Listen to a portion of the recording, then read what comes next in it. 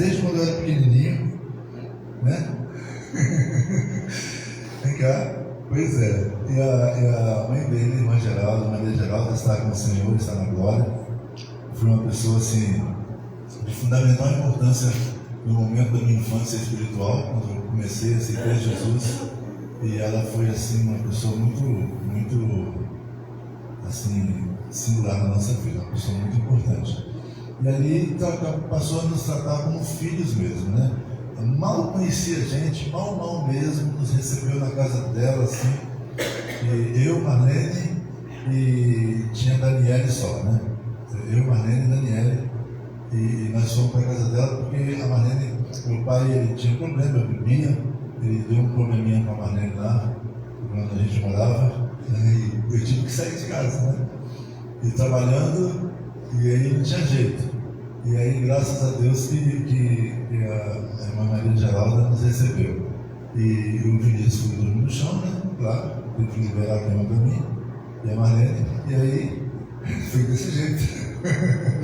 E aí, tinha lá na casa dele, tinha o Everett no sofá e no chão, né? E graças a Deus foi um tempo, começamos assim, ficamos ali, eu nem me lembro quanto tempo não ficamos um período ali na casa deles, até que a situação normalizou e conseguimos alugar uma casa próxima ali também, e foi assim um tempo de crescimento, um tempo muito tremendo, porque a Maria Geralda era uma pessoa fortemente ligada à questão da oração, ela tinha um compromisso de oração muito forte, né? De repente o Vinícius vai estar contando alguns testemunhos dessa vida com ele, mas ela assim bancou a gente ali como bebê, né, em termos de oração. E eu ousei assim, de vez em quando sair com ela para a gente orar para algumas pessoas que o pessoal chamava ela, né? E era um negócio muito sinistro mesmo, muito estranho, porque era complicado demais. Só o Senhor vai ter misericórdia. Mas graças a Deus aprendemos muito, né?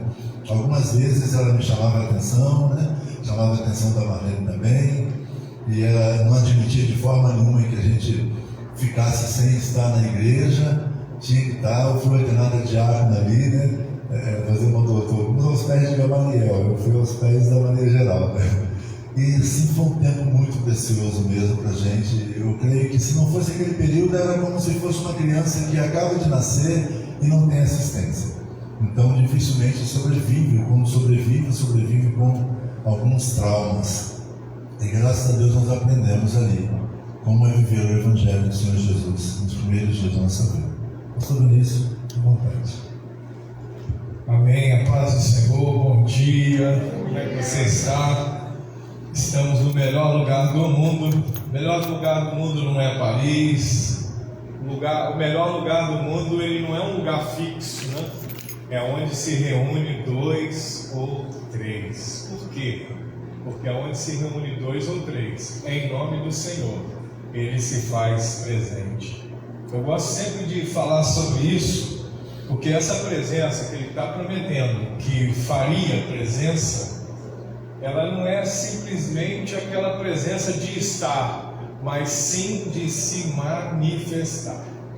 Forma que nós sentimos a presença dele durante o louvor, sentimos a presença no ofertar, sentimos a presença no levantar as mãos. É uma presença muito nítida. Como o Djalma falou, eu sou consagrado a presbítero na Presbiteriana Viva, que hoje é a Família Viva, no ano de 2001, se não me falha a memória, porque a memória falha mesmo, né? E eu servi ao Senhor nessa denominação em Barra Mansa, numa congregação, lá no Ano Bom. Hoje é uma igreja consolidada. Tem tempo que eu não vejo, mas eu sei que é uma igreja consolidada na cidade. E ali eu trabalhei com o Ministério do Louvor. Depois nós viemos, vocês conhecem a Presbiteriana Viva, ou a Família Viva do Ciberlândia, né? Eu comecei ali com o meu pastor na época, eram 3 casais, e ali começou aquela igreja, que eu creio hoje que está totalmente consolidada também. Na verdade, ela acabou até gerando uma outra denominação lá no bairro, E a gente trabalha nessa área de louvor, adoração, desde os 12 anos de idade. Eu já estava falando da minha mãe, e hoje eu estou aqui fruto da oração da minha mãe, porque embora aos 9 anos fui batizado nas águas, e também porque havia sido batizado no Espírito Santo, mas chegou uma idade que eu me afastei da presença do Senhor, e nesse afastamento nós acabamos tendo contato com drogas, com muitas coisas assim que eu confesso aos irmãos que eu prefiro nem dar esse tipo de testemunho, eu prefiro falar a parte boa. E para vocês entenderem, essa mãe que partiu, o Senhor a levou, poupou desse mundo. Eu penso sempre isso. O Senhor tomou para si para poupá-la desse mundo. Ela não merecia pisar nessa terra. E ela, numa ocasião, ontem estava lembrando isso, eu chegando em casa às 3 da manhã, muito louco, muito cheio de química no sangue. E a minha casa tinha uma escada assim, a escada para chegar no portão da minha casa. Na verdade eu morava no morro, né? E tinha aquela escada, e quando eu comecei a subir a escada, eu ouvi um porco roncando atrás de mim. E eu tomei aquele susto, olhei assim, não vi nada, eu falei, eu estou louco mesmo, estou muito doido. E eu continuei a subir aquela escada, na metade eu ouvi de novo, e quando eu cheguei no portão que dava acesso à minha casa, que ainda tinha uma escada, ou seja, eu subi uma escada e depois para entrar em casa tinha outra escada. Quando eu cheguei no portão eu ouvi de novo. Era umas 3 e alguma coisa da manhã, que era o costume da minha mãe todos os dias. A minha mãe, desde que ela se converteu, ela jejuava todos os dias. E todas as madrugadas ela acordava para orar, e por volta aí das 3 horas da manhã. E eu cheguei em casa, a luz do quarto estava acesa e a minha mãe orava. A gente não tinha muito vizinho próximo, mas se tivesse o vizinho ia perder umas horas de sono, porque ela orava de balançar a janela, ela orava com muita intensidade. E a minha mãe, que andava na revelação, ela estava orando e falando assim: Senhor, repreenda esse espírito de porco que está acompanhando meu filho. Aquilo ali foi um impacto na minha vida, porque ela estava orando debaixo de uma revelação, ela não estava lá comigo, ela não ouviu o que eu ouvi.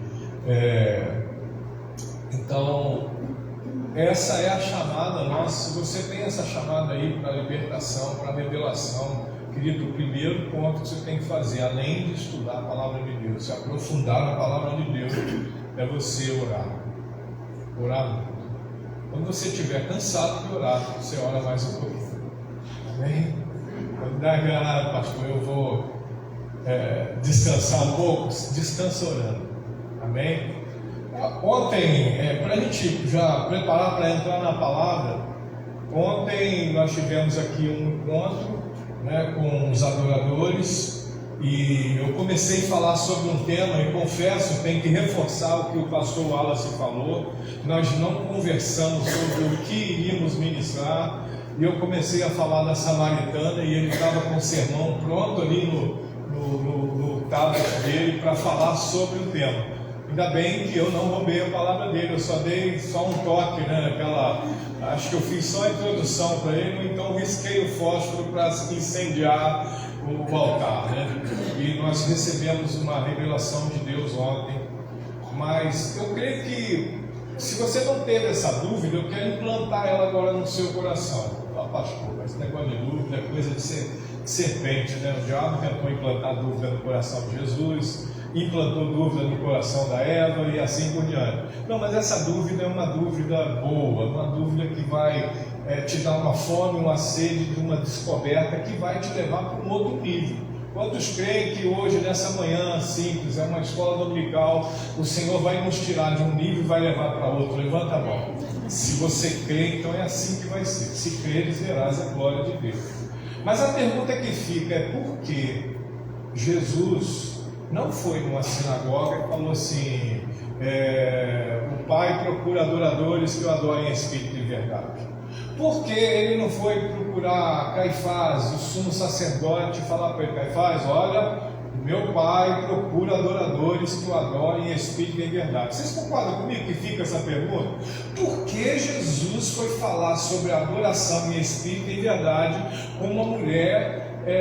Eu gosto de usar a expressão reputação duvidosa só para eu não ficar como uma pessoa que fica apontando o pecado dos outros. Mas ela mesma confessa que, né, ela tinha tido, aliás, ela confessa não. Jesus revela para ela e ela confirma. Ela não fala, não, Jesus, o senhor está falando mal de mim, mas não é isso não. Isso é calúnia, difamação, não. Ele falou, disseste bem. Quando ele disse para ela, vai lá e pega seu marido, traz ele aqui. Ela falou, Senhor, não tenho marido. Foi só isso que ela falou. Aí Jesus fala, disseste bem, porque tiveste 5 e o que tem agora não é seu.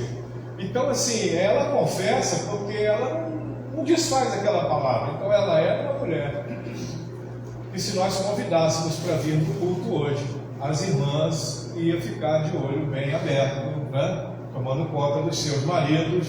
E se houvesse qualquer aproximação, né, eu temo até pela vida desses maridos, né? Porque é uma mulher que causava medo nas esposas.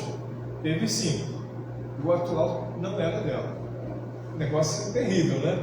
E agora, por que Jesus escolhe essa mulher para falar uma coisa que é atemporal? Porque a adoração, querida, ela é atemporal. Não sei se você entende essa expressão, mas o que eu quero dizer? Jesus fala para ela algo que, se você chamar um professor de literatura ou de português, não existe isso. Ele diz, vem a hora. A hora é essa. É agora. É agora, mas vem. A hora é futura, mas é agora. Ou seja, não tem uma conjugação verbal que caiba nessa frase. Vem a hora, e a hora é esta, e já chegou, em que os verdadeiros adoradores, olha o final, adorarão. Pô, peraí, agora deu ruim. Porque se a hora vem, mas a hora é agora, e adorarão é coisa de futuro. Então ela não tem um tempo. A adoração, ela não tem um tempo formado. A adoração não tem um tempo formalizado. A adoração, ela não está ligada à circunstância, ela não está ligada ao tempo, à circunstância. Está chovendo, tem que adorar. Fez um sol muito quente, tem que adorar. Eu estou com dinheiro, tenho que adorar. Eu estou sem dinheiro, tenho que adorar. O credor bateu na minha porta, eu tenho que adorar. O meu filho está bem de saúde, eu tenho que adorar. O meu filho ficou doente, eu tenho que adorar. Então a adoração, ela não pode estar amarrada a coisas, a circunstância, ao tempo. Ela está livre. Você é livre para adorar. Jesus morreu na cruz para te fazer livre para adorar. Mas voltando à pergunta, por quê? Porque Jesus foi ensinar a uma samaritana, um grupo de pessoas. Ela fazia parte de eu vou chamar de nação, ou de um povo que era considerado como cães, era um povo separado. O judeu era muito bom, né? O judeu tinha muita intimidade com Deus, então ele não falava com aquele povo era idólatra, aquele povo era isso, aquele povo era desviado. Essa era o preconceito que existia na época, e era um preconceito religioso. Então Jesus quebra paradigma, quebra a rotina humana. Jesus, ele conversa sozinho com a mulher, que já era algo assim, entendido até como um crime, né? Mas ele está lá conversando com a mulher, e ele está evangelizando, ele está pregando, e ela aceitou, e ela voou na presença de Deus. Mas por quê? Essa é a pergunta. Para a gente começar a responder essa pergunta, eu queria que você abrisse sua Bíblia no livro de Isaías, segundo os judeus aí, Yeshayahu, no capítulo 1.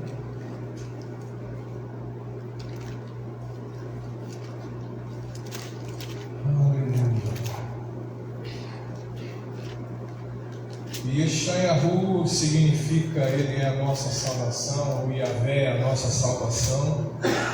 É quase Yeshua, tá? Yeshayahu, Jesus e Yeshua, essa palavra também é nossa salvação, né?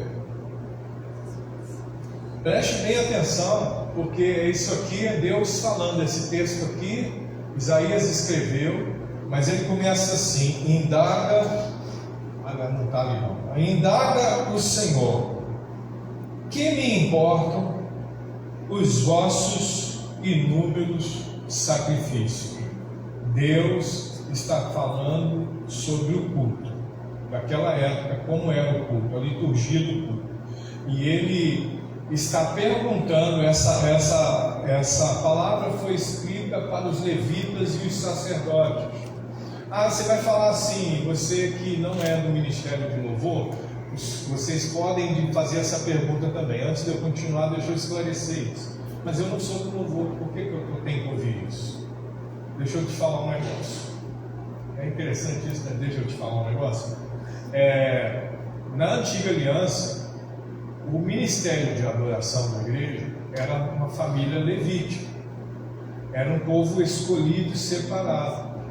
Na nova aliança, quando Jesus derrama o sangue dele na cruz, ele transforma. Esse sempre foi o desejo de Deus. Quando Deus fez Adão e Eva, não era para ter levitas. Só os levitas faziam o sacrifício, só os levitas queimavam o animal, só o levita oferecia, só o levita chegava ao Santíssimo Lugar. Não, era para ser o que é hoje, mas até num outro nível. Adão e Eva, toda a sua família lá, tudo adoradores. Então, na nova aliança, por isso a gente sempre usa a expressão o velho Adão e o novo Adão, o primeiro Adão e o último Adão, que é Jesus. O último Adão veio para resgatar toda a liberdade que nós teríamos de atingir ao Santíssimo Lugar. Esse é o sacrifício, o propósito do sacrifício de Cristo. A palavra de Deus diz que Deus tem o desejo de que todos se salvem, nenhum só se perca. Por isso Jesus morreu por nós na cruz. E nós que aceitamos a Jesus, aí vem a diferença. Ele veio para os que eram seus, mas os seus não receberam, mas a todos quanto receber será dado o poder de serem feitos filhos de Deus, enxertado na oliveira que é Israel. Aí nós temos hoje o direito de entrar pelo novo e vivo caminho, através do sangue de Cristo, ao Santíssimo Lugar. E hoje nós somos um reino. Nós não somos pessoas mais individuais, tá aqui? Nós somos um reino. E nós somos um reino de reis e sacerdotes. Por isso que eu vou pregar aqui, não é só para o pessoal que ministra o louvor, ou que tem a obrigação de conduzir a igreja ao louvor. E isso pode virar uma chave nessa igreja. O dia que não tiver ninguém no louvor, a igreja vai fazer o que tem que fazer, porque vocês sabem que vocês são sacerdotes do Senhor. Amém? Eu queria que você repetisse isso com muita força. Eu sou. Se você é mulher, você vai falar rainha. Se você é homem, você vai falar rei. Então vamos lá. Eu sou rainha do Senhor. Eu sou um sacerdote do Senhor. Você foi chamado para ser um sacerdote. Eu vou usar uma expressão que não é muito comum: sacerdotisa. É só questão de feminino, tá aqui? Masculino e feminino. Você é isso através do derramamento do sangue do Cordeiro. Vamos voltar para a palavra? Indaga o Senhor, que me importam os vossos inúmeros sacrifícios. E Ele está perguntando para nós nessa noite: para que me trazeis tantos holocaustos? Eis que estou farto de sacrifícios queimados de carneiro e da gordura dos novilhos cevados. Ora, não tenho nenhum prazer no sangue de novilhos, cordeiros e bodes. Isso é Deus que está falando. Quando vindes à minha presença, quem vos pediu que pisasseis os meus atos? Deus já não estava suportando eles nem no ato. Basta de trazer oferendas sem sentidos, elas são para mim como um incenso abominável. Essa palavra abominável no hebraico, sabe o que significa? Um tecido, uma carne em putrefação, cheiro que incomoda. Você consegue ficar meia hora do lado de um bicho morto há vários dias? Não consegue, né? O cheiro é ardido, é sufocante. E na verdade faz até mal mesmo para a saúde, porque aquele cheiro são bactérias nocivas que estão sendo liberadas do ar. E Deus está falando que aquilo é para ele abominável, aquele sacrifício é abominável, cheira mal, fede, imundício. Mas nós estamos falando dos levitas, sacerdotes, da casa do Senhor. Meu Deus! Basta de trazer oferendas sem sentido. Versículo 13, eu vou repetir. Elas são para mim como um incenso abominável. Luas novas, sábados, celebrações, ou seja, os cultos, né, as reuniões. Não consigo suportar nenhuma das vossas reuniões e assembleias. Todas, sempre repletas de iniquidade. Amado, não sou eu que estou falando isso, é o próprio Yahvé que está falando isso. As vossas comemorações de lua nova e as vossas festas fixas, eu as tenho detestado. Será que por aqui já dá para a gente entender por que Jesus foi falar com a samaritana e não com o sumo sacerdote ou com os levitas? Na verdade, a visão de Jesus. Eu acho até que já dá para parar aqui nesse texto. Já dá, o texto por si só nem carece de explicação. Mas é por isso que Jesus conta a parábola lá do bom samaritano.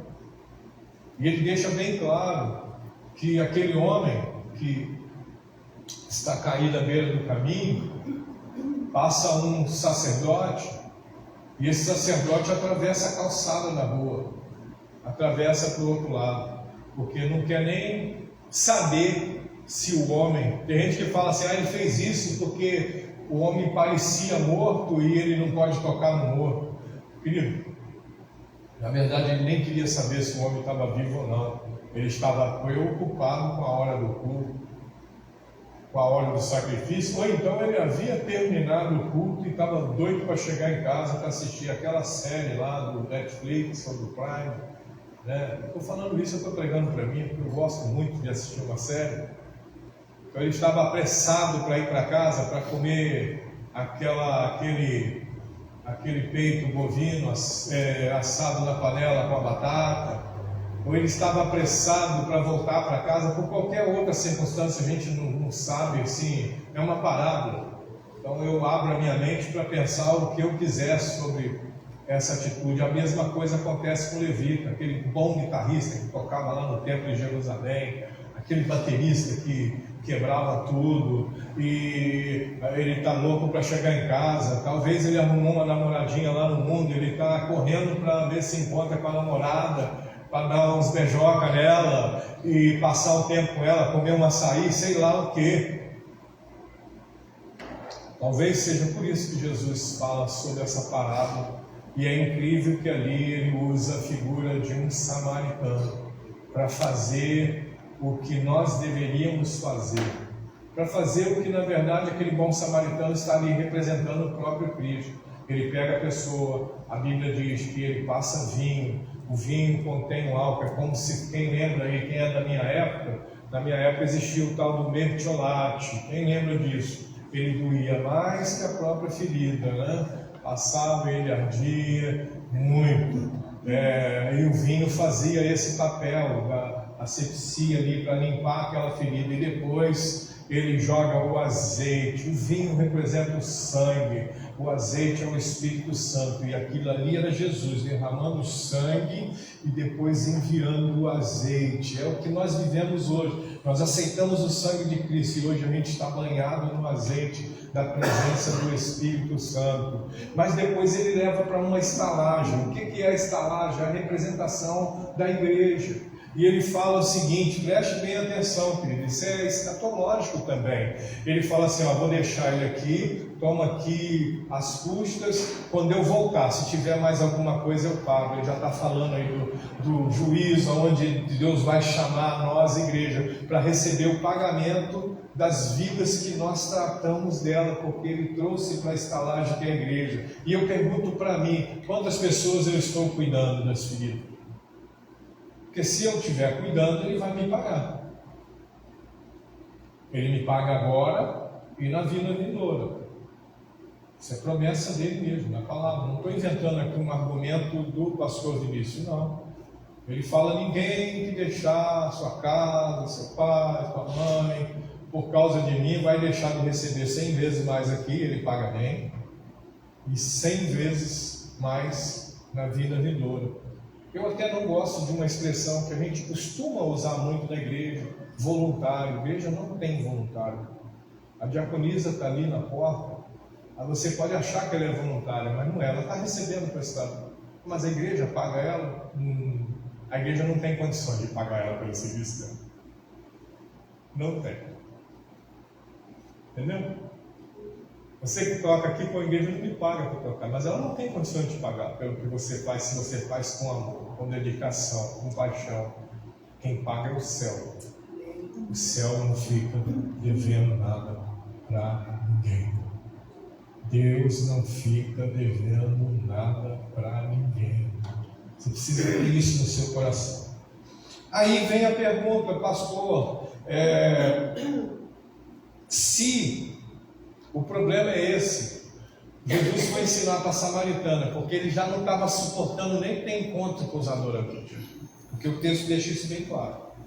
Ele não suportava. Quando você imagina que a igreja reúne aqui aquela multidão de pessoas e Deus faz isso aqui, ó, vira as costas. Foi o que ele fez com Jesus na cruz. Por causa de quê? Por causa da imundície que estava sobre nós, por causa do estado de putrefação que nós estávamos. Ele virou as costas. Jesus faz aquela série de frases: Eli, lama sabachthani. Deus meu, Deus meu, por que me desamparaste?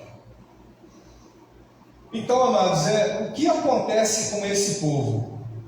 Na verdade, se você for ver em outro profeta, que agora me fala, eu não sei se é Zacarias ou se é Malaquias, esses sacerdotes estavam oferecendo ao Senhor bodes com o olho furado, com a pata quebrada.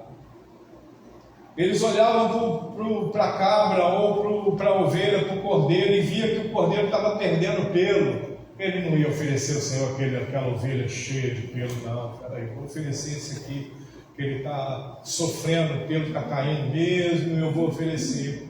E o pior é isso, não é a corrupção do povo. O pior de tudo é os sacerdotes e os levitas aceitarem tais práticas. Então, o que nós temos que perceber, igreja adoradora, né, eu profetizo sempre isso: você tem que ser a igreja adoradora. Já te abro o meu coração dizendo que você sozinho não é a igreja. Você, se é que eu posso dizer assim, é apenas o templo do Espírito Santo que habita em vós.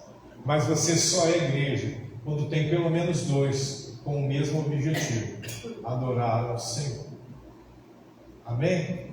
Igreja é isso. Para com essa. O diabo hoje não quer fazer mais ninguém desviar da igreja. Não quer. Ele quer colocar na sua cabeça que você é a igreja. Acabou. Ele já te ganhou. Sabe aquela fruta na árvore? É isso aí. O diabo não quer. Ele não quer te convencer de algo. Ele só quer colocar uma dúvida. Ele tentou isso com Jesus. Vocês acham que ele não vai tentar conosco? O que ele fala? Se você é o Filho de Deus, transforma essa pedra em pão e mata a tua fome. Tu está 40 dias sem comer? Sim. A Eva foi a mesma coisa. O que o Senhor falou com você sobre essa fruta? Ele disse que o dia que eu comer eu vou morrer. Não é bem assim. É que ele não quer que você seja como ele. Preste atenção. Eva era como Deus, porque ela foi feita em imagem e semelhança. Aí entrou a dúvida: então eu não sou como Deus? Então eu vou comer então. Eu quero ser como ele. Você quer ser igual a Deus? Você quer ser igual a Deus? Você tem que comer isso aqui, a Bíblia. Pastor, é só ler? Não, tem coisa que você vai ler e não vai entender. Por isso você tem. Aqui você tem o privilégio até nem ter só um pastor, de ter um bispo. Tem? Ele vai te explicar. Então, eu preciso te levar agora para um texto mais longínquo. Você vê que nós começamos lá em João 4, que é a história da Samaritana, viemos para Isaías capítulo 1, e agora nós vamos viajar no tempo, até o tempo lá do Êxodo. O tempo do Êxodo, o que acontece? Tem muita gente falando, por exemplo, vou dar um exemplo aqui, dizem que o dízimo é da lei. Não é da lei. Dízimo, se você olhar no livro de Gênesis, você vai perceber. Primícia, não sei se aqui a igreja tem o costume de fazer oferta de primícia, né? A primícia também não é da lei, e você vai ver Abel praticando a primícia, ele tirando a primeira cria dele e entregando para o Senhor. Aí você fala assim, mas pastor, mas primícia só lá no livro do Êxodo que vai falar, depois fala em Levítico, depois fala em Deuteronômio, né, como que praticava aquilo. Isso é uma outra situação, querido. Aqui Deus está, no livro do Êxodo, Deus está homologando algo. Agora você precisa entender por quê. Aquele povo lá, né, Noé, aí vem Abraão, Isaac, Jacó, aquele povo, eles tinham a lei oral. A lei de Deus era transmitida de pai para filho, e muitas vezes o pai nem falava para o filho que tinha que ser assim, o filho ia junto com o pai. Você vê que quando Deus pede Isaac a Abraão, Isaac pega lenha, Isaac bota a lenha no ombro, ele não questiona nada do sacrifício a não ser a falta do cordeiro, mas ele caminha do lado do pai porque ele já sabia como que era. Por que ele pergunta, pai, cadê o cordeiro? É porque ele já sabia como é que era feito o sacrifício de holocausto, ele já sabia como que era feito a oferta de manjares, a oferta pela culpa, a oferta pela transgressão, ele já sabia como tudo funcionava, porque ele via o pai fazendo. Isso era passado, isso é a lei de Deus. A lei de Deus é eterna, ela não é desse mundo. E tudo que se praticava no Antigo Testamento, você precisa observar para agora. Mas você precisa enxergar o túmulo vazio e a cruz vazia.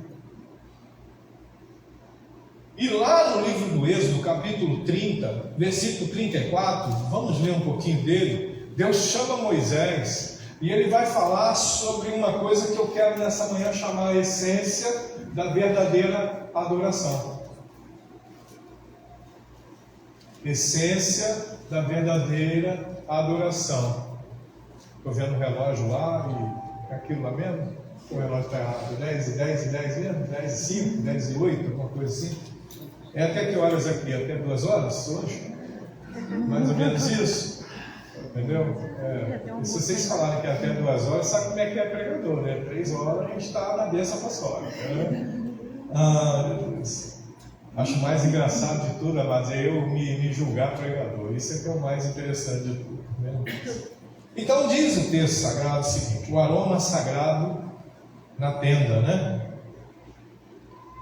Olha só, começa o seguinte: e Yahvé disse a Moisés. Daqui para frente, querido, é toda ela uma receita de Deus.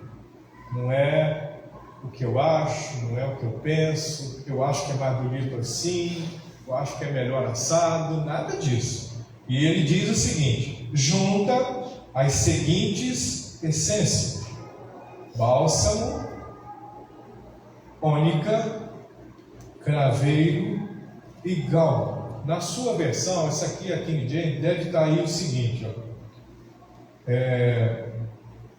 O estoraque, não é isso que está aí? Aí vem onisha, não é isso? Depois vem o... Como é que está aí a próxima aí? O gálbano. E depois? Acabou? Aqui ele mistura aqui. Gálbano. Oi? Incenso puro. O que está falando isso aqui? Aqui está falando de elementos que estão na natureza.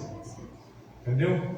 Ou seja, indicando para a gente que adoração, e outra coisa que eu preciso explicar antes, senão atropela o processo. Esse aroma é o incenso.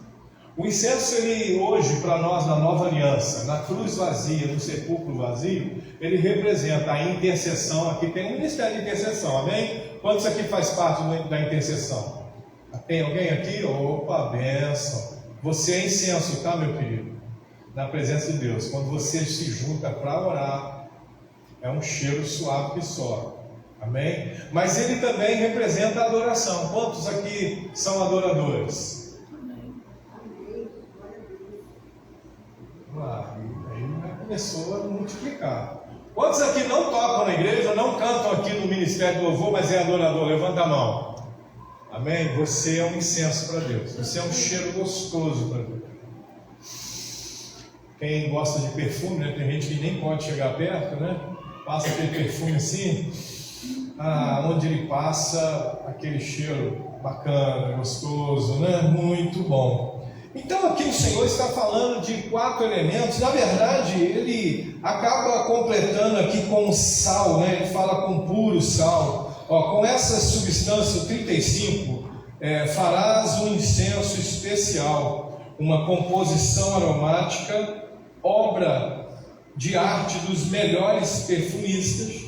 Essa mistura ainda levará sal, tempero, amém? Equilíbrio. Vós sois o sal da terra.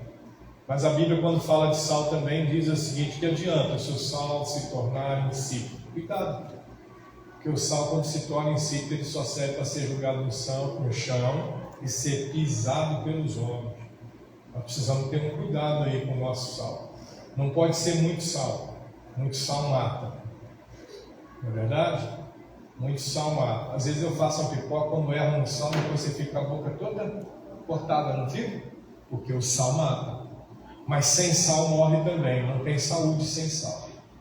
Quando o Senhor falou, vós sois o sal da terra, Ele está dizendo assim, vocês são o equilíbrio da terra. Você está achando que a terra descambou de vez, o negócio está feio, não está? Mas ainda está assim, porque você está aqui, porque vai ficar pior. De que a hora que Deus tirar a igreja da terra, meu Deus, por isso você deve zelar para não ficar. Eu creio, tá, querido, que alguns membros de igreja, no dia da grande trombeta, tocaram, suave. Algumas pessoas, é triste isso, não subirão nesse arrebatamento. Aí, querido, eu não creio que o Espírito Santo vai ser totalmente tirado da terra, porque o Espírito Santo é onipresente, ele é Deus. Mas a manifestação dele vai paralisar. Aí entender um texto que foi inspirado por ele vai ser mais difícil. E aí caminhar na presença de Deus nessa fase vai ser muito mais, já é difícil hoje. Mas é como aquele sirineu que estava lá, Jesus carregando a cruz, e alguém chama ele e pede para carregar a cruz. Eu entendo que ele representa, não é? Representa o Espírito Santo que hoje nos ajuda a carregar a cruz. E aqui voltando para essa mistura levará sal, produzirá um incenso puro e santo. Então, depois de juntar todas esses elementos, ele coloca sal, e aí isso vai tornar puro e santo, porque o sal purifica mesmo, né? Se tiver um negócio com uma bactéria lá, você joga sal para você ver só o que acontece, né? Uma ferida, que o negócio é feio, mas na época era usado como remédio. Deu uma ferida, deu uma infecção, jogava sal. Depois que jogava sal, lavava com vinho, aí o negócio ficava ruim mesmo, né? Era terrível, mas era para curar, doía, mas era para curar, era para salvar. Então eu queria falar um pouquinho sobre esses elementos, né? O gálbano, né? O gálbano, a estoraque, a onixa. E esses são elementos que nós devemos trazer para a nossa adoração. Uma delas, querida, é uma planta, e na verdade tinha um caule nessa planta. Quem já viu aquele sistema de extrair o látex da seringueira? Era feito um processo, era tirado dessa planta uma resina, ou seja, eles feriam, tocava no caule dessa planta e ela espontaneamente liberava uma resina. E esse é o conteúdo da nossa adoração. Se você só adora porque o pastor manda você adorar, ou porque o ministro de louvor fala, levanta a sua mão. Se você, querido, eu, por exemplo, eu falo sempre na igreja, meu Deus, na hora da adoração, querido, não cruze os braços. A neurociência diz que cruzar os braços, ela tem vários significados e na sua maioria das vezes não é bom. Fala sobre rejeição, fala sobre rejeitar o que está sendo falado, para não receber aquilo dentro de você, bloqueio. E o pior de tudo é que em Provérbios a Bíblia fala, cruzar um pouquinho os braços, deitar um pouquinho, cochilar um pouquinho, descansar um pouquinho, virá sobre ti a pobreza. Então a gente começa a pegar esses textos da Bíblia e trazer para a nossa adoração e fazê-la ser uma adoração viva. Somos uma igreja chamada Família Viva. Então a nossa adoração tem que ser viva. Se eu vou dizer ao Pai, queremos o Teu nome engrandecer, eu não posso dizer para Ele, queremos o Teu nome engrandecer. Eu não consigo fazer de outra forma. Queremos o Teu nome engrandecer. O nosso corpo fala diante de Deus. Você quer ver um exemplo? Tem adorador que é mudo, não libera um som, mas ele faz isso através de gestos. Você precisa aprender com os mudos como é que adora a Deus, precisa aprender com as crianças como que adora a Deus. Você precisa aprender com uma pessoa. Quando você fala assim, eu estava num culto um dia e tinha um paralítico nesse culto. Quando alguém falou assim, pule na presença de Deus, salte na presença de Deus, eu achei que a cadeira de roda ia voar. Porque o camarada estava na cadeira de rodas e ele... Eu falei, Jesus, o que é isso, pai? E eu aqui parado? Não, eu vou pular também. Parece, amados, que é uma pilotagem, que alguém está pilotando para te conduzir a fazer o que ele quer, mas não é. Cada movimento que você pratica na presença de Deus tem uma resposta.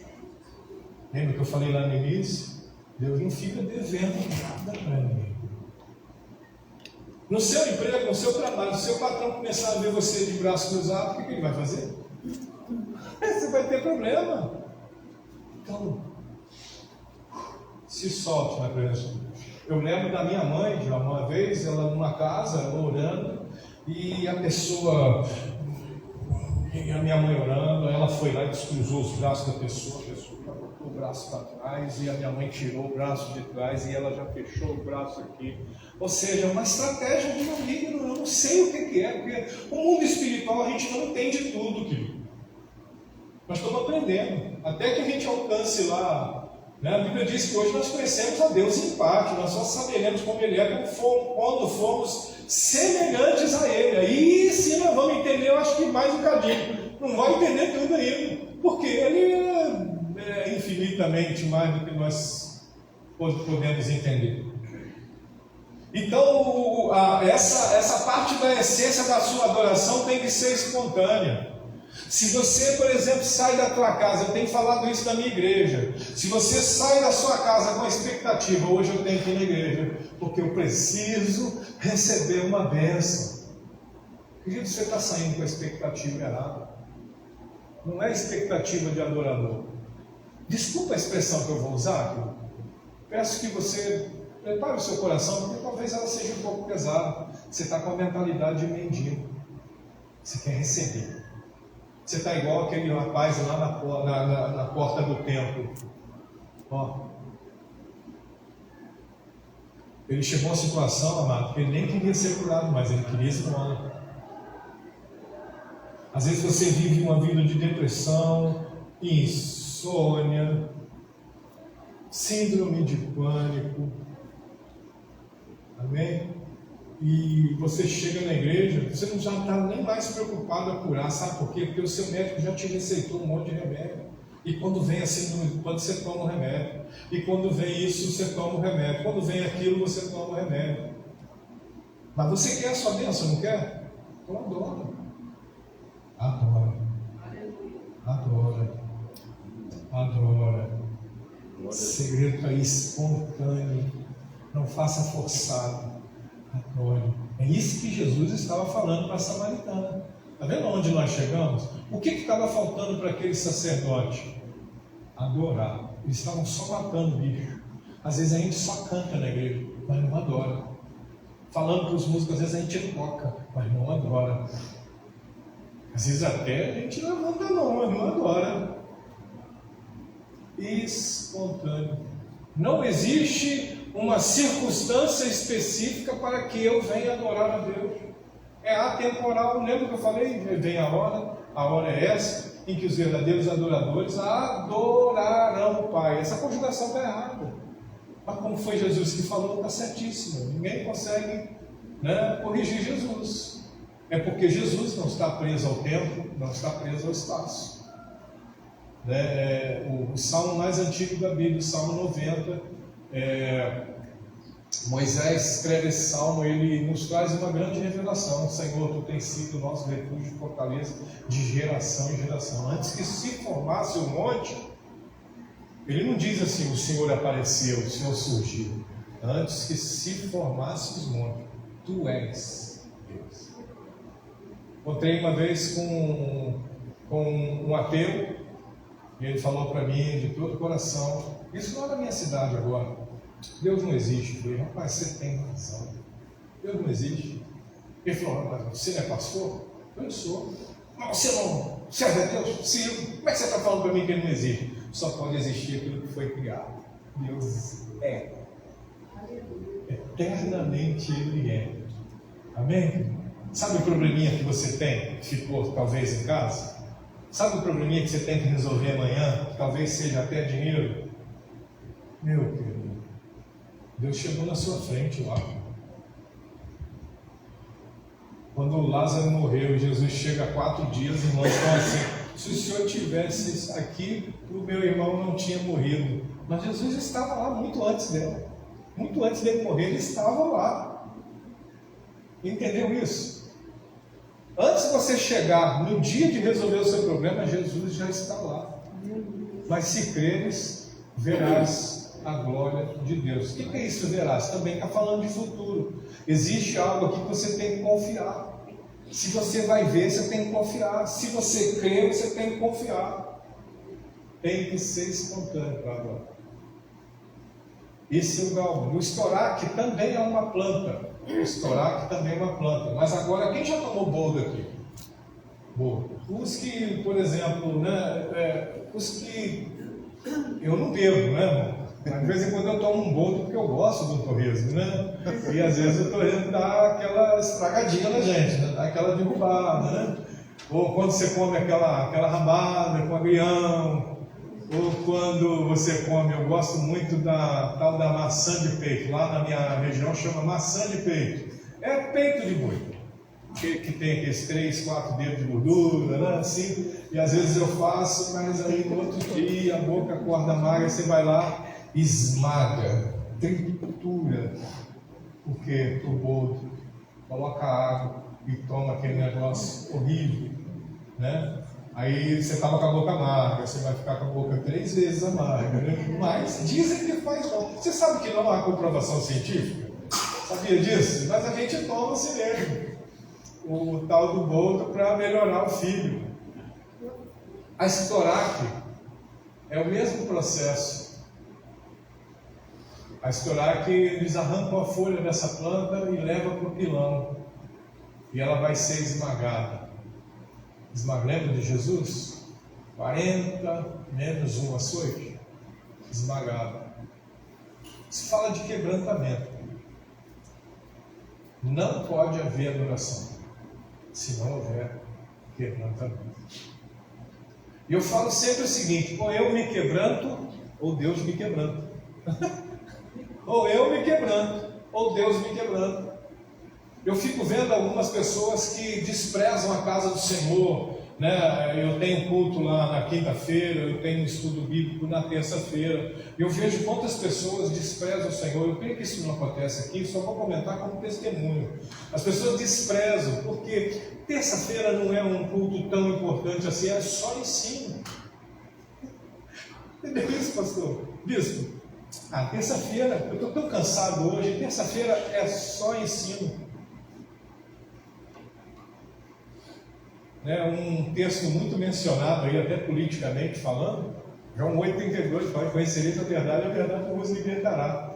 Querido, você está precisando de tanta libertação e você não tem essa libertação porque você não está conhecendo a verdade. Porque a verdade é através da palavra, ela é Jesus. Mas Jesus está em Gênesis, Jesus está no Pentateuco, Ele está nos profetas, Ele está nos históricos, Ele está nos poéticos, Ele está nos proféticos, Ele está em Mateus, Marcos, Lucas e João, Ele está no Atos dos Apóstolos, Ele está nas cartas paulinas, nas cartas de Pedro, Ele está nos Hebreus, Ele está no Apocalipse, nas epístolas de João, Ele está ali o tempo todo. Então, se você quer saber de Jesus, você precisa vir para o culto em ensino.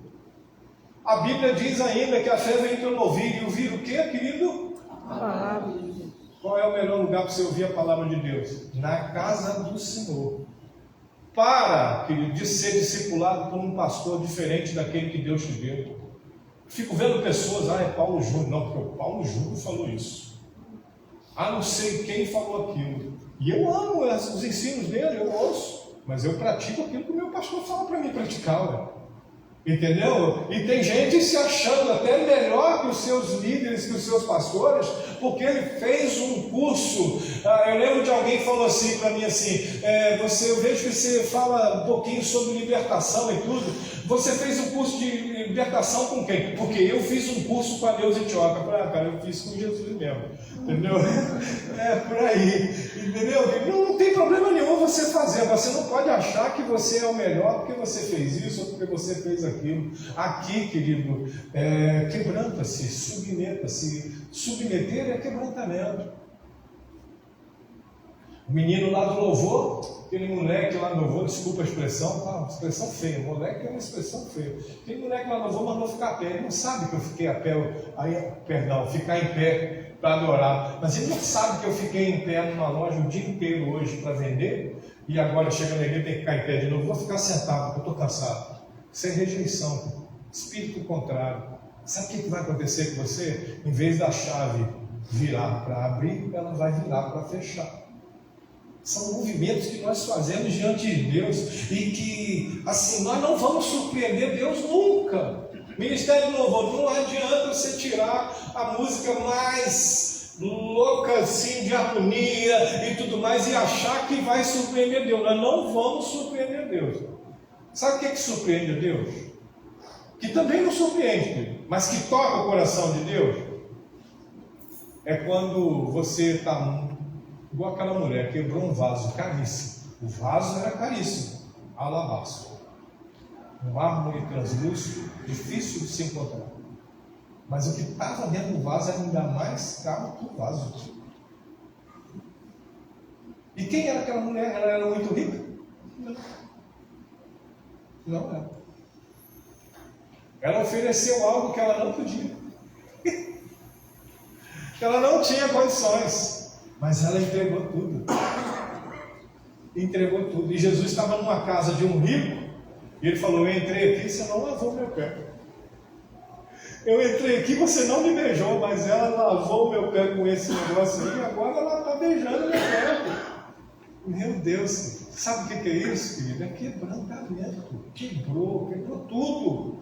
Às vezes tem uns pastores que falam sobre isso. É você chegar na igreja e quebrar geral, meu querido. Quebra tudo. Não é quebrar um banco, não é quebrar um instrumento, nada disso. Mas é se quebrar na presença dele. Deixar essa essência sair, para essa essência juntar com outra essência, que vai juntar com outra essência.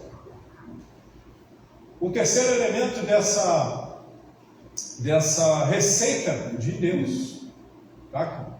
A receita, preste bem atenção. Primeira parte do versículo diz: e Yahvé disse a Moisés. Moisés não entrou no Google para pegar essa receita. E depois achou a receita no Google. Agora eu vou para o YouTube para ver como é que faz tudo. Não, querido. Isso é tete a tete. Como ele mesmo falou com os irmãos de Moisés. Vocês eu falo, vocês eu também sonho. Revelação, visão. Mas com o meu Moisés eu falo com ele cara a cara. Né? Nossa linguagem tete a tete. É papo reto aqui, não tem conversa atravessada. Eu não mando recado, não. Eu não mando anjo. É eu e ele. E o mais incrível é o seguinte, né? Ele podia dizer, ele me viu pelas costas, né? Ai, meu Deus, querido. Eu sei que você está quietinho aí, porque você está assustado nesse texto, eu me assustei com ele. O terceiro elemento é a onixa, ou ônica. O que é isso?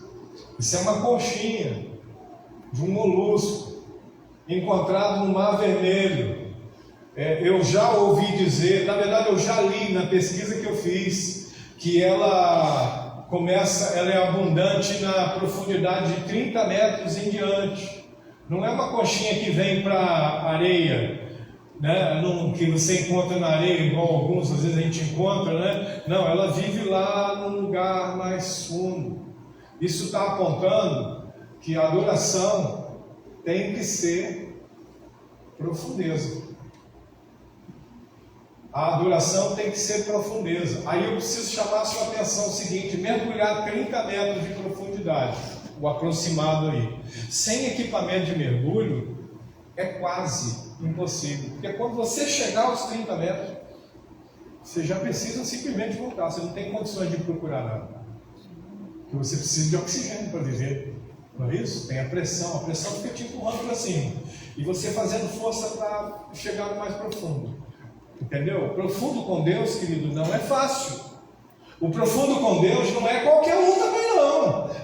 Vai mergulhar e a pressão vem para cima. A pressão desse mundo quer te manter no raso, na superfície. Mas você, se quiser ser um adorador, o adorador que Jesus pregou para a mulher samaritana, se você quiser, você tem que sair do raso, você tem que ir para a profundidade.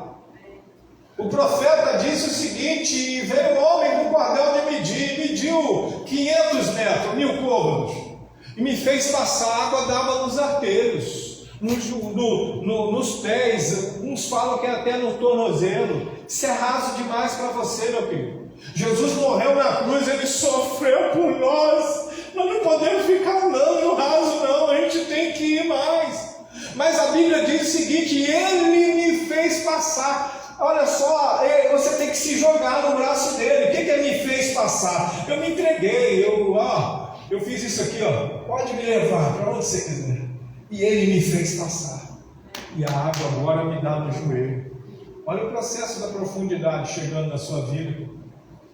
A água no joelho fala de quê? Oração, intercessão, busca. Oração, intercessão, busca. Você está achando que orar 3 vezes por semana na madrugada está bom? Quero dizer para você que você está lá nos aterros ainda. É mais um pouquinho, mais um pouquinho, mais um pouquinho. Ora mais um pouquinho, ora mais um pouquinho, ora mais, ora. E deixa eu falar para você, querido, preste bem atenção. Você precisa de parar de orar para você. Começa a orar pelos outros. Porque Jesus já conhece os seus sonhos, suas necessidades, suas vontades.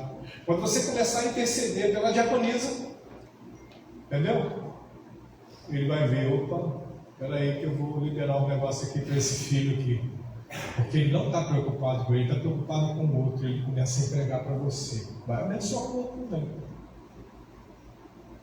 Na terceira fase, a água dá nos lombos, né? Eu me lembro lá, Paulo escrevendo, né? Tendo cingido os vossos lombos com o cinturão da verdade. Querido, você é verdadeiro.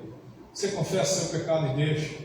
Você chega para o seu bispo, seu pastor, fala para ele: pastor, essa semana eu fiz isso. Nós abandonamos essa prática, querido, e ainda acusamos os católicos de ficar se confessando para padre. Mas o errado somos nós. É nós que estamos errados.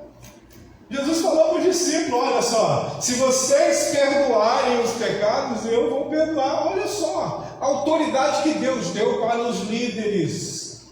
Meu querido, você fez isso, só dele confessar, ele já, e se ele deixar, né? Porque a regra é 2 passos: confessa e deixa, alcança a misericórdia.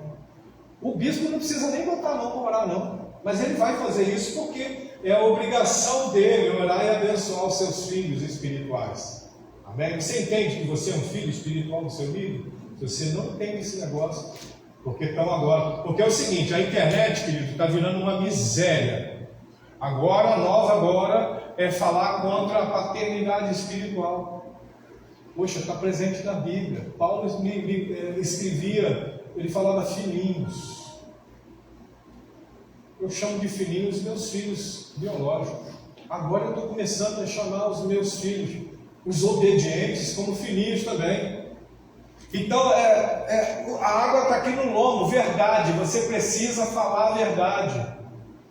Ah, pastor, mas eu falo com Deus. Deus já sabe da verdade, você não precisa falar não. Você precisa seguir a palavra de Deus, confessar as vossas culpas uns aos outros e orar uns pelos outros para que sareis. Estamos vivendo um tempo de igrejas doentes, porque nós não nos abrimos mais para pessoas, tem as pessoas ideais para isso, tá aqui. Não é para você ir para a praça pública e falar da sua fraqueza, não, você tem que conversar com quem tem autoridade para liberar algo sobre a sua vida. Amém ou não? Olha, eu dei uma aqui de bispo Zeleza. Amém ou não amém? Mas é amém ou não amém mesmo, que não tem nem termo não. Ah, eu acho. Não tem eu acho. Quem acha não sabe de nada. Ou é ou não é. Tem 11 horas? Eu estou terminando já, está aqui. Geralmente o pregador quando fala já está terminando, tem mais 40 minutos ainda. Ai, Jesus. E para terminar, eu entrei nesse texto, para terminar, não terminar a palavra, tá? Terminar só esse ponto aí. Chega uma medida que o profeta diz, ele me fez passar mais 1000 côvados, ou 500 metros aproximadamente, tá?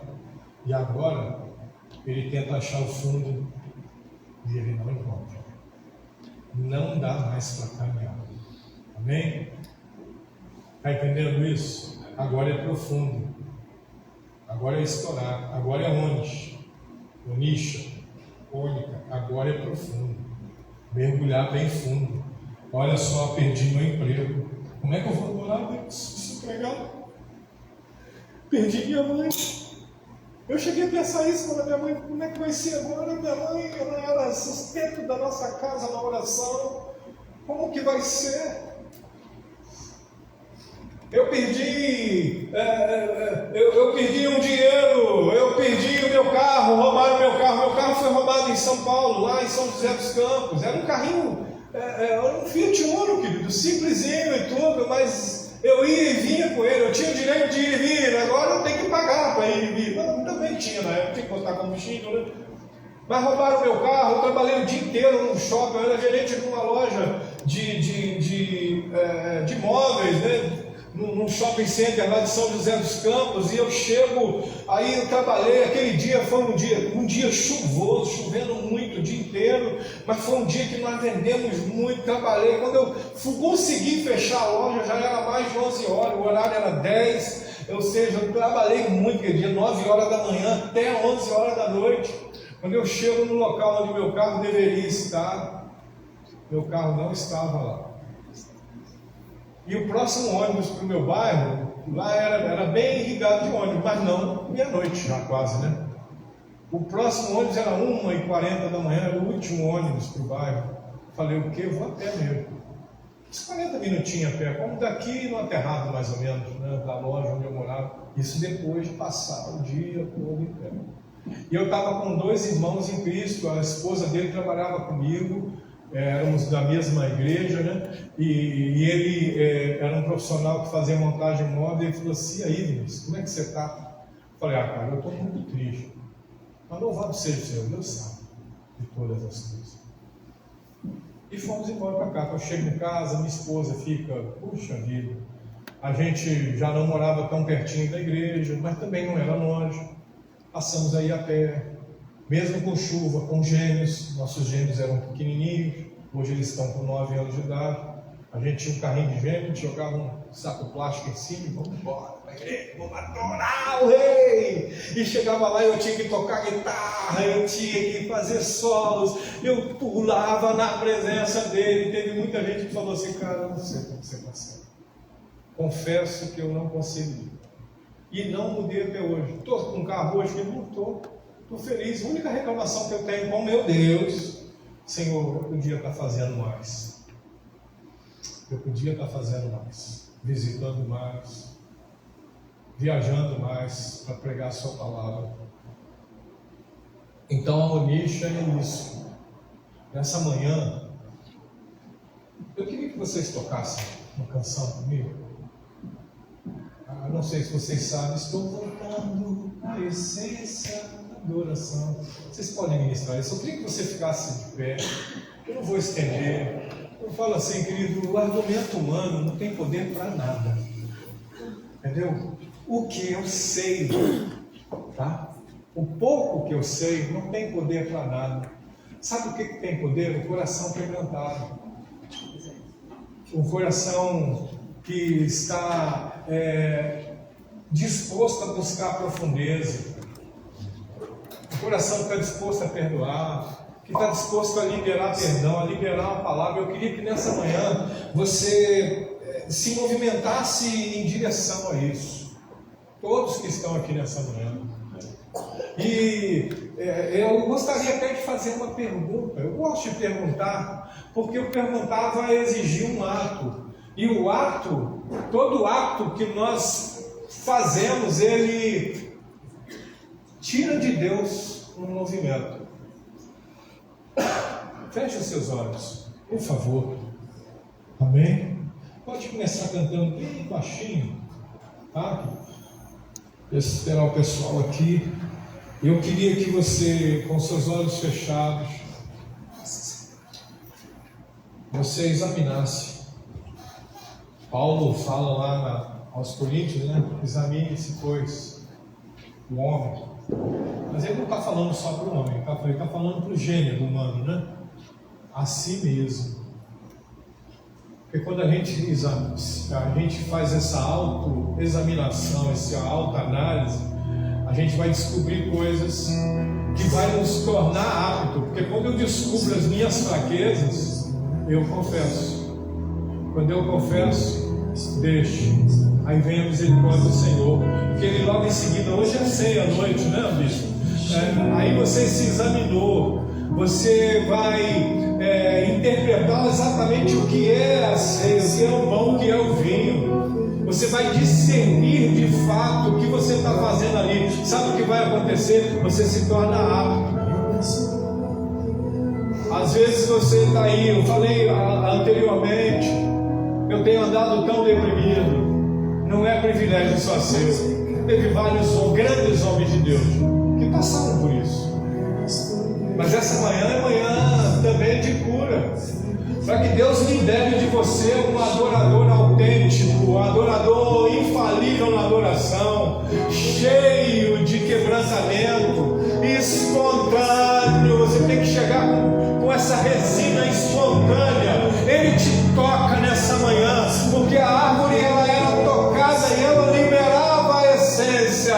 Eu quero te dizer nessa manhã, o Senhor te toca, querido, para tirar de você a essência da verdadeira adoração. Ele toca em você. Ele vai agora lá na junta e medula alma e espírito, porque a palavra de Deus é uma espada poderosa para isso. E Ele entra no profundo. Ele visita as suas intenções. Ele visita o teu querer, o teu sonho, as tuas vontades. Ele visita os seus costumes, o que você acha, e agora começa a te ferir, querido. Ele abre a ferida, mas a palavra de Deus diz que Ele cura, querido.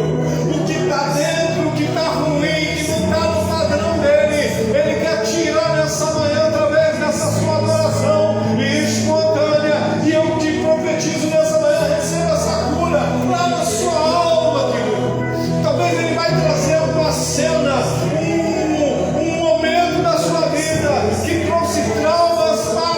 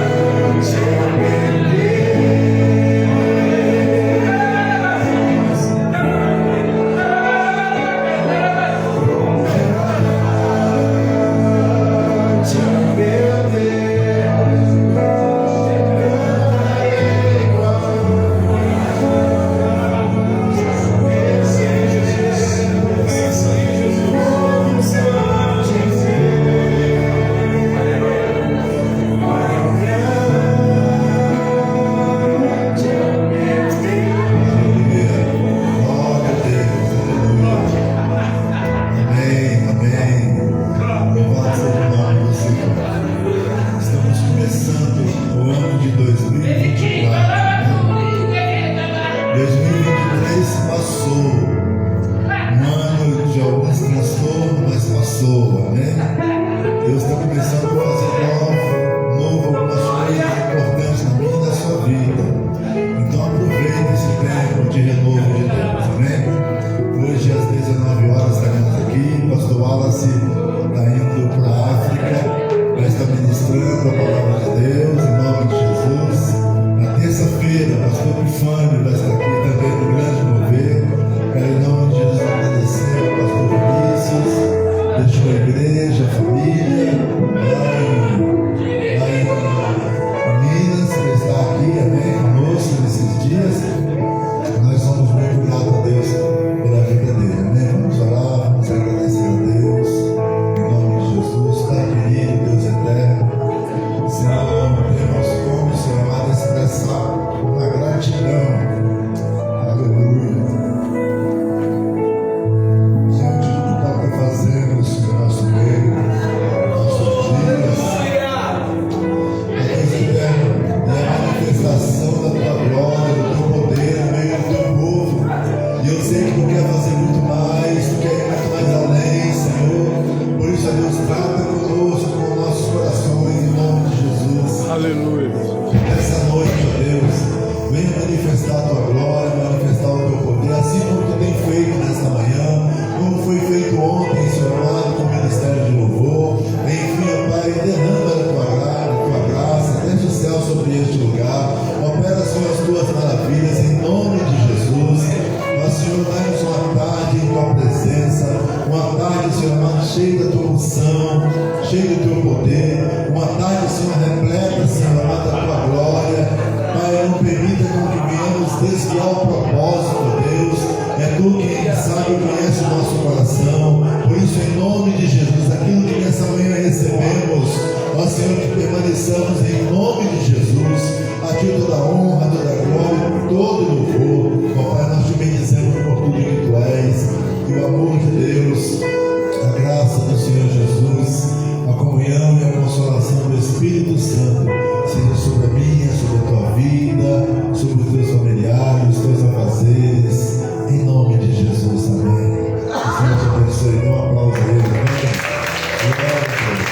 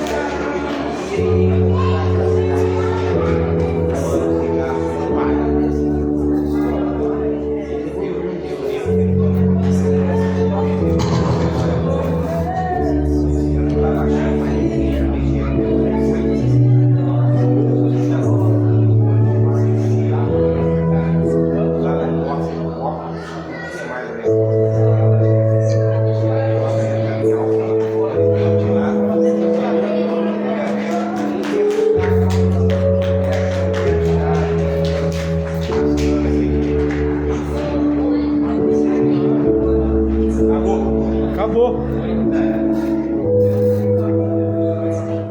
É isso aí, amados. Que bênção.